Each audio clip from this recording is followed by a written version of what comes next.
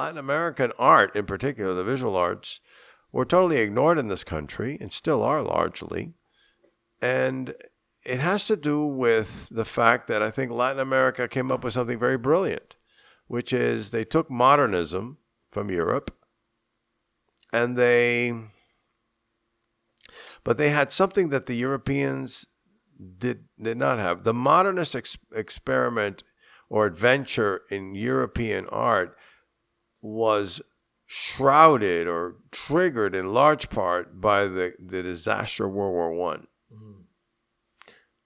That shattered the Europeans' sense of their own identity and their history dramatically, to the point that the modernists wanted to just get rid of history and come up with something completely new and different, because the civilization of their traditions brought them to the trenches of World War I.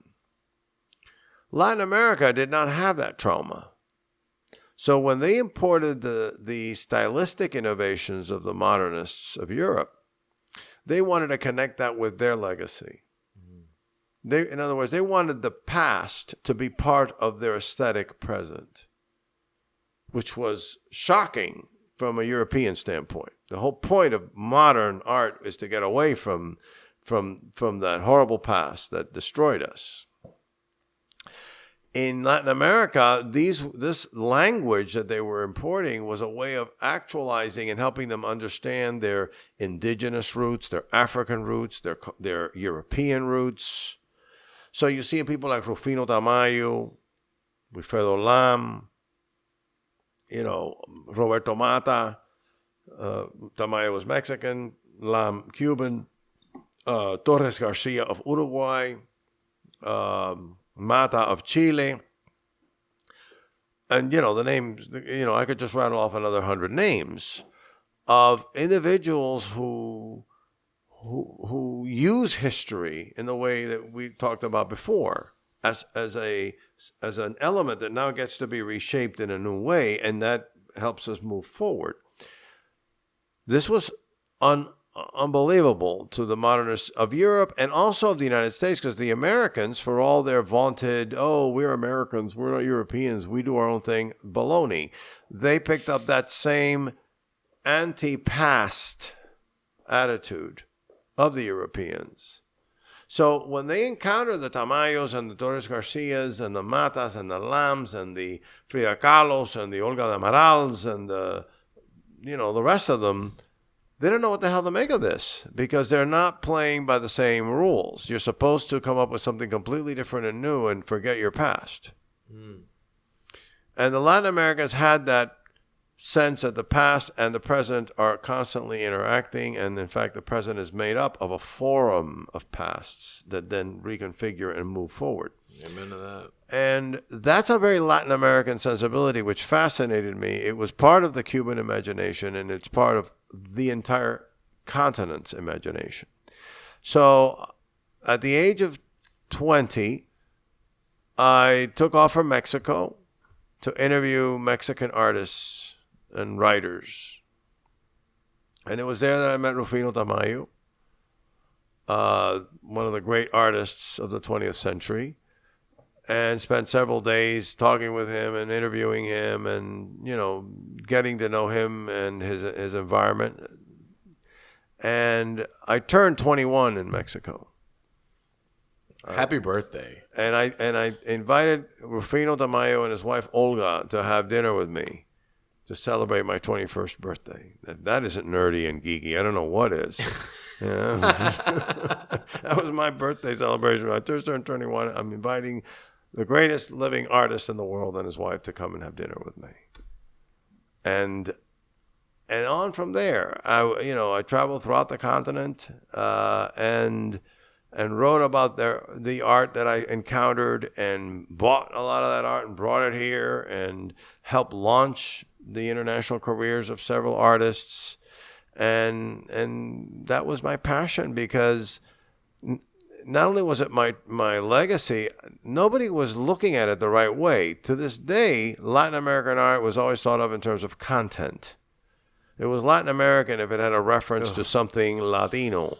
the palm tree or the Aztec pyramid or the whatever, fill in the blank, all the cliches.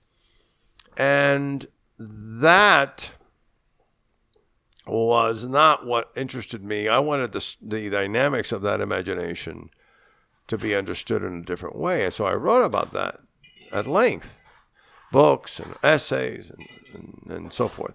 And so that's what got me here. My love of the Latin American mind and my yearning to piece together from what I experienced in Latin America, what the Cuba that I was not allowed to experience might have been like in high culture, as well as in popular culture. I mean, when I went to all these places in Latin America, I would lose myself in those cities. I would seek out the music and the popular art. A lot of the stuff that I collect, for instance, has been self-taught artists, naive artists that never went to school. Many of them don't even know how to read or write, and yet they create paintings and carvings, and I'm in love with that, because that is also something that we have, by and large, lost in our culture.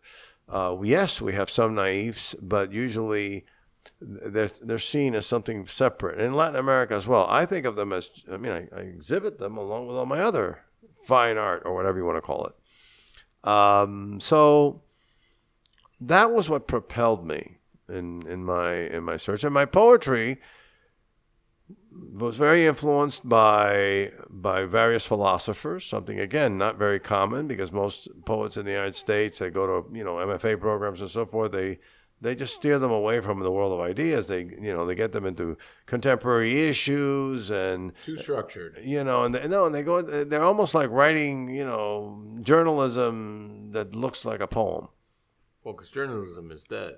Yeah, well, but you know what I mean. Just very, very focused on issues and challenges and social issues and political stuff. And, I do talk about, the great themes of politics and society, some of which you touched on, freedom and other things like that are important, obviously, to the Western tradition. But my focus is on creating a fine art, myself as a poet, and that's what my life has been all about. My poems have also become very, very much influenced by the art, because the artists, the painters, taught me how to see the world in a different way.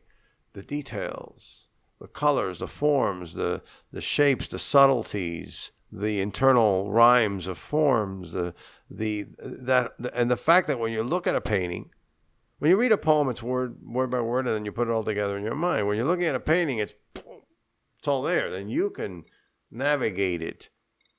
So I learned how to take in the world of an image in my mind, so that when I write, I am very deeply influenced by the vividness that art taught me, and by that unitary impact of an image, which I also learned from, not just from the artist, but from living surrounded by art. And it's very difficult for me to imagine my life without this stuff.